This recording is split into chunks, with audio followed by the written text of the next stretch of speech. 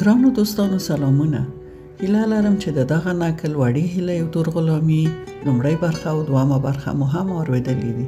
په دوامه برخه کې موږ وویل چې د وړې هیلې پلار پرېکړه وکړه چې 3 ورځې بعد دغه نارینه چې راغلی وو د واده دپاره واده غوښتنه یې کړه د تور غلامي د کورنۍ نه 3 ورځې بعد راشي تر څو دی هم خپل خپلوان راوغواړي او د دې پرېکړې په هکله مشوره ورسره وکړي. نو 3 ورځې تېرې شوې. محمود ډېر خوشحاله معلومېده، خو هیلۍ او مور یې ډېرې خفه وې. د هیلۍ مور خپل مېړه ته همدا زارۍ کولې چې ګوره وسړیه ورسره یې ونه منې، خو ده ورته په قهر وویل ما ډېر ورته وویل خو هغه خلک یې نه مني. پرېږده د خیر معامله ده، تېره به شي، دومره ویره د څه لپاره، آخر نه آخر به ترسره کېږي. هیلۍ خوارکۍ به هره ورځ پټه پټه ژړېده او همزولو به یې هم ورسره اوښکې تویولې، خو په خوله یې هېڅ نشوی ویلی. 4مه ورځ بیا یوه ډله نارینه د بر کلي نه د حاجي سید احمد سره راغلل. د هیلۍ پلار، د کلي مشران او د هیلۍ 2 کاکاګان چې همدې کلي کې اوسېدل سره د یوه ماما یې راغوښتي وو. خبرې اترې پیل شوې او آخر کې پرې دعا وشوه چې 20 ورځې پس به واده وي. د هیلۍ دغو خپلوان او ګاونډیان ټول خفه ښکارېدل، خو هېڅکله یې د ناوړه رسم او رواج نه غاړه نه شوی خلاصولی، او بل دا چې دوی ته د هلک ژوند او هیلې ډېرې مهمې وې. بله ورځ څو کسه د کلي مشرانې او ځوانانې مېرمنې سره د هیلۍ د مور بر کلي ته ولاړل او د محمود ناوې ته یې د واده پوښ، یعنې د ناوې د واده جامې، شال، د سینګار توکي او نور ضروري شیان او شیرني په 2 دانه چادري بکسونو کې وروړل، او سبا ته یې د غلامي کورنۍ همداشان جامې، شال، د سینګار توکي، نقل او پتاسې راوړل. یوه ډله پیغلې د غلامي د کورنۍ څخه د 2 دانه دایرهګانو سره راغلې وې او ډېره تڼونه او نڅاګانې یې هم وکړې. شپې ورځې ډېرې ژر تېرېدې او د واده شپه شوه. د خپلوانو او ګاونډ ښځې پیغلې راټولې شوې. د هیلۍ ښکلي سپین لاسونه یې په نکریزو سره کړل. یوه بوډۍ چې د دوی په ګاونډ کې اوسېدله د هیلۍ مور ته یې وویل تاسو هم خپله لور خپل زوی ته قرباني کړه، نو اوس ولې ژاړئ؟ هیلۍ هرې خبرې ته په سوچ کې ډوبېدله او اوس تر تېر کال ډېره ښه پوهېده چې د دې سره څه معامله شوې ده. په دې شپه ډېر شدید باران ورېده او آسمان توره تیاره و. ځینو ویل چې آسمان هم خفه دی، خو ځینو ویل چې ناوې د دې کولی خوړلی.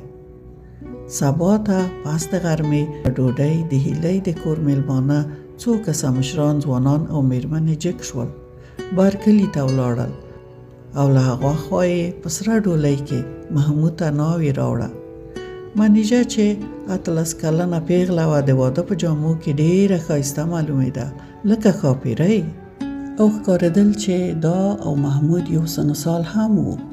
محمود د سپین آس سره چې په رنګارنګ ځونډیو ښکلی شوی و ولاړ و تر څو ناوې یې له ډولۍ ښکته کړي. ځوانانو د هیلۍ دغو د کور د مخې د چنار لاندې ډولونو ته تړونه کول. د هیلۍ پلار خپله ناوې له ډولۍ ښکته او کور ته بوتله. پس له څه شېبو هغه یوه ډله خلک چې د بر کلي نه دوی سره راغلي وو چایونه یې وڅښل. د نکاح مراسم یې ترسره کړل او د هیلۍ د پلار نه یې وغوښتل چې د هیلۍ ډولۍ دوی ته په لاس ورکړي چې د بخت کور ته یې ویسي. مور یې په نارو نارو ژړل. هیلۍ نه ژړل، خو د هغه بوډۍ خبره یې فکر کې تاوېده چې ویل یې تاسو هم خپله لور زوی ته قرباني کړه، نو ولې ژاړئ؟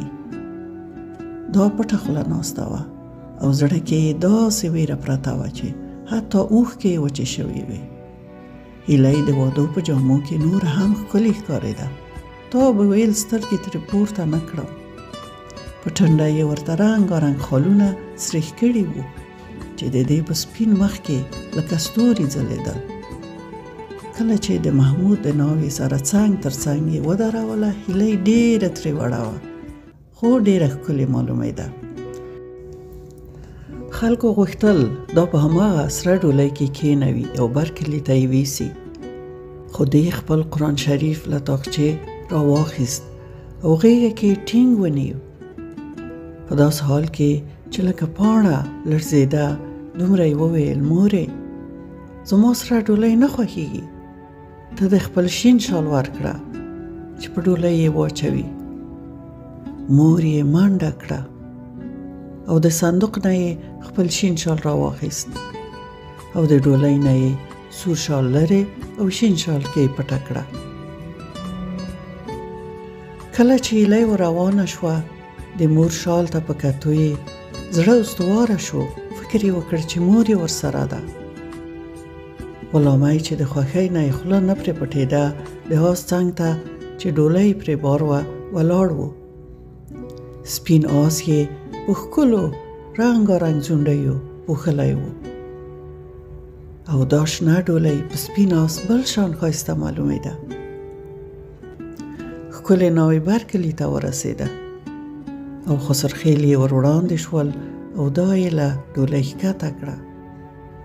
ځوانانو اتڼونه کړل او پیغلو ورته سندره ویله: زموږ ناوې ښایسته ده، لکه ګل ده ګلدسته ده، خو دا زوم لکه چنار دی، ناوکۍ ډېره وړه ده.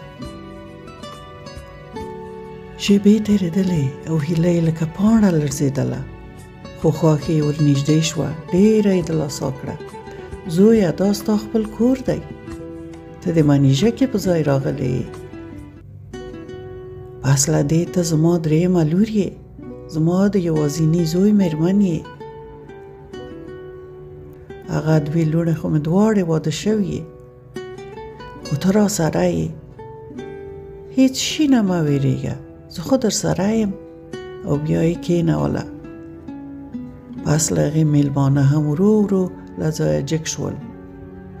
دوی سپین سرې چې یوه یې د خواښې ترور او بله یې د غلامي عمه وه پاتې شوې. نور ټول ولاړل، نارینه هم ولاړل. نو ځکه غلامی کوټې ته راننوت. جینګه خوله یې نه ټولېده، خوشی خوشی او بې عقل غږېده. مور یې مخ ور واړوه: غټ سړی یې، ناوې مو هم درته راوړه، سم غږېږه. همدا شېبه کې پلار کوټې ته ننوت او هغه هم نصیحتونه ورته پیل کړل: ګوره زویه، اوس نو ماشاءالله غټ سړی یې، زوم شوی یې، نور به د چرسیانو سره ناسته ولاړه پرېږدې او زما سره به په باغ او مځکه کې مرسته کوې. ایران ته تګ دې هم خلاص شو، ناوې دې خوشحاله ساته. تور غلامي سر ښکته اچولی و او خندل یې: سمه ده، همداسې کوم. کام شو، ډوډۍ راوړه. دسترخوان یې وغوړاوه او ناوې باندې هر یوه غږ کاوه چې نږدې کېده، ډوډۍ وخوره، ستا د خپل واده خواړه او ډوډۍ ده، له غرمې نه مو درته ساتلي چې ته یې هم وخورې. خو دا چوپ ناسته وه او لکه وېرېدلې مرغۍ حیران حیران یې کتل.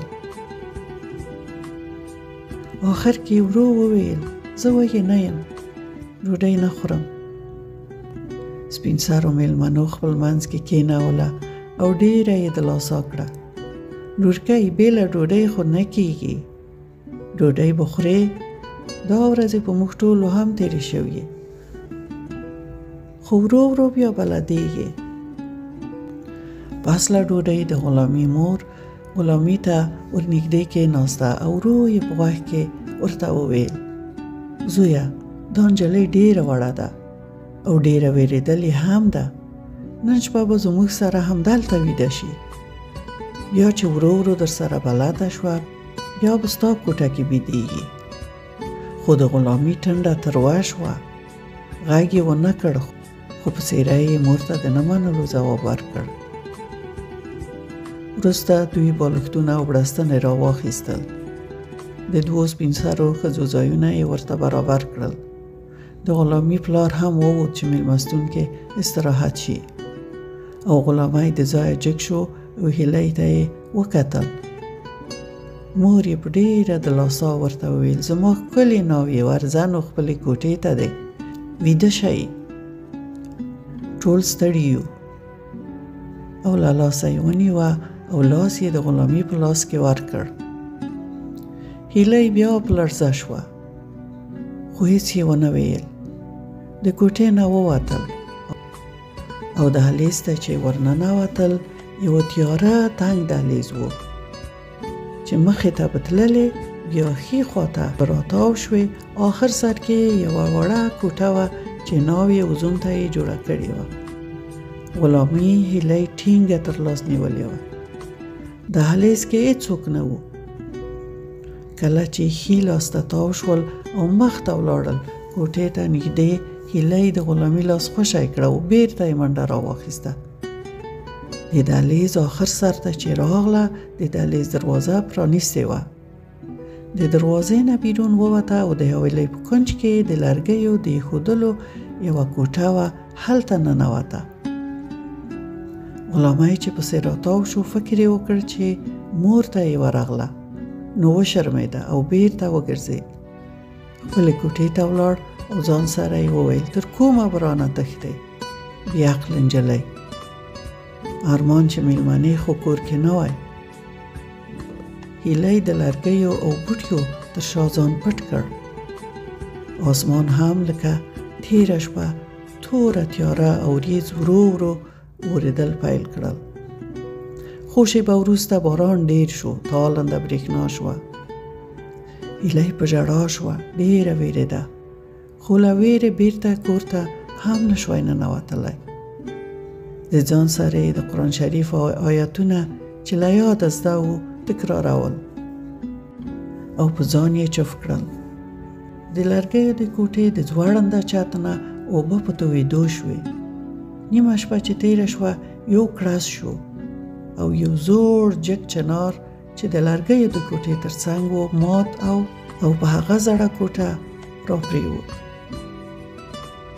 او د دې کوټې چت ورسره په مځکه پرېوت. د هیلۍ خسرخیل چې د پرون شپې څخه یې په خوښیو خوب نه و کړی، خوب کې غرق ویده و. هېڅوک پرې خبر هم نه شول ځکه د تالندې او برېښنا غږ ډېر جګ و. کله چې سهار شو ټول ویښ شول. پس له لمانځه راټول شول چې چای وڅښي.